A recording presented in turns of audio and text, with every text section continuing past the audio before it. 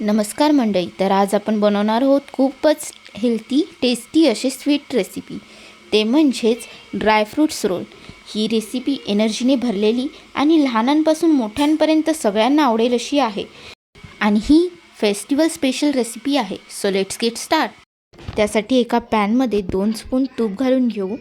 त्यात चॉप केलेले बदाम, काजू, पिस्ता, वॉटरमेलन सीड्स घालून आपल्याला आता सगळं मिक्स करून घ्यायचं आहे आणि आपल्याला हलकंसं असं रोस्ट करून घ्यायचं आहे.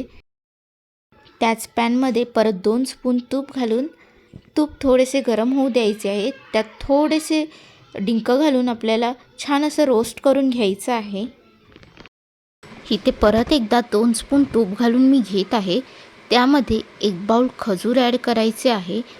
इथे मी खजुरामधल्या बिया सगळ्या काढून घेतलेल्या आहे. त्यामध्येच मी आता थोडेसे मनुके ॲड करत आहे.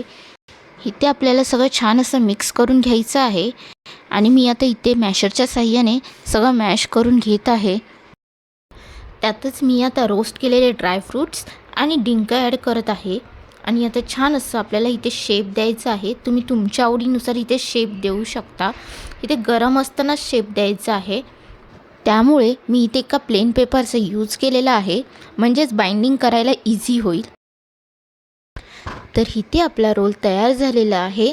तर एका प्लेटमध्ये इथे मी आता खसखस घेतलेली आहे.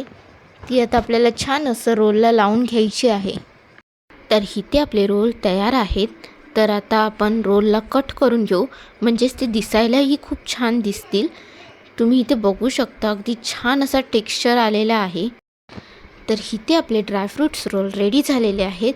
तुम्हीसुद्धा ट्राय करा आणि शेअर करा तुमच्या फ्रेंड्सबरोबर. So thank you for watching and follow for more recipes.